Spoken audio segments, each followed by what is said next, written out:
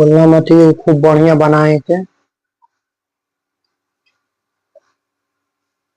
तो आज के क्लास में हम लोग त्रिकोणमितीय आलेखन का एक छोटा सा सिद्ध करने वाला प्रश्न को हल करेंगे। प्रश्न क्या दिया है कि यदि tan थीटा बराबर 4/3 तब सिद्ध कीजिए कि रूट में 1 प्लस साइन थीटा और पूरे के अपान में 1 माइनस साइन थीटा बराबर 3। हमें इसमें साइन थीटा का मान भर देना है, साइन का अनुपात भर के और इसको रूट में लेकर हल करके और दिखा देने का ये 3 के बराबर है। तो हम लोग क्या करेंगे, यदि tan का अनुपात यहाँ 4/3 दिया है तो साइन का अनुपात हम इसके अन्य त्रिभुज के तीसरे भुजा के मान से हम लोग पहले तीसरे भुजा का मान ज्ञात करेंगे। इसमें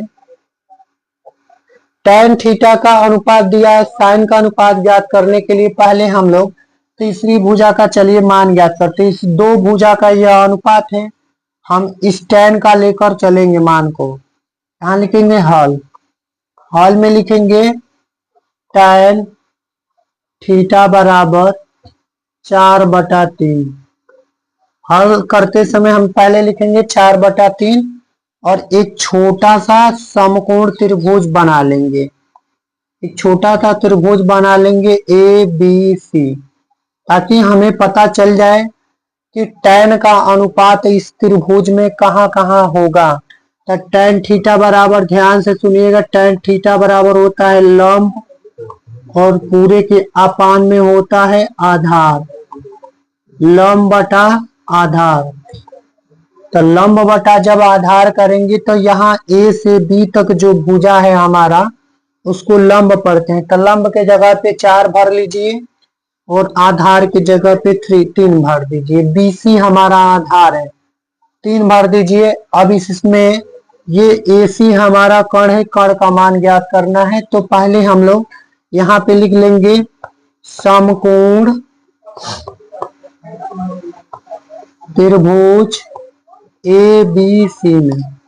अब हमें क्या करना है, तीसरी भुजा का मान ज्ञात करने के लिए पहले लिख लेना है कि समकोण त्रिभुज ABC में हम लोग पाइथागोरस प्रमेय का प्रयोग करेंगे। यहाँ लिखेंगे पाइथागोरस प्रमेय से। तब पाइथागोरस प्रमेय से हम हमेशा समकोण त्रिभुज में तीसरा भुजा का मान ज्ञात जब करते हैं तब पाइथागोरस प्रमेय लिखते हैं। पाइथागोरस प्रमेय क्या होता है, पाइथागोरस प्रमेय होता है वो कण का स्क्वायर बराबर लंब का स्क्वायर और प्लस आधार का स्क्वायर, ये होता है हमारा पाइथागोरस प्रमेय। अब यहाँ पे मान पुट करेंगे तो कण का मान नहीं दिया तो यहाँ लिख लेंगे कण का स्क्वायर बराबर लंब दिया है कितना, तो लंब दिया है 4, तो 4 भर के यहाँ स्क्वायर प्लस आधार का मान कितना दिया है 3, तो यहाँ 3 भर के इसका स्क्वायर, आधार हटाकर यहाँ 3 भर लेंगे। अब हल करेंगे तो ये हो गया कण का स्क्वायर और ये 4 का स्क्वायर 16, अब प्लस 3 का स्क्वायर करेंगे तो 9, 3 गुणा 3, यहाँ लिखेंगे कण का स्क्वायर बराबर 16 और 9 जोड़ दीजिए 25 हो जाएगा। अब यहाँ स्क्वायर हटाएंगे तो ये रूट में बन जाएगा, तो यहाँ लिखेंगे कण बराबर लिख लीजिए रूट में 25 और 25 जो है वो 5 का स्क्वायर है, तो कण बराबर ये रूट से हट जाएगा तो बचेगा सिंपल 5। कण का मान आ गया हमारा 5।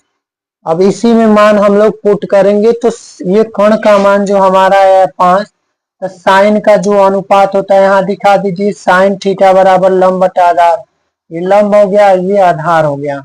अब इसी में मान हमें भर देना है, तो लिखेंगे यहाँ पे रूट में 1 प्लस साइन थीटा, एक बार प्रश्न को लिख लेंगे 1 माइनस साइन थीटा पूरे के अपान में बराबर 3 सिद्ध करके लाना है। अब साइन का अनुपात भरेंगे, तो साइन का अनुपात जब हम लोग भरेंगे यहाँ पे हल करते समय तो 1 प्लस साइन का अनुपात 4/5, यहाँ 4/5 भर लेंगे और टोटल के अपान में ये पूरा रूट लगा है, टोटल के अपान में 1 माइनस 4/5, 1 और माइनस साइन थीटा की जगह पे 4/5।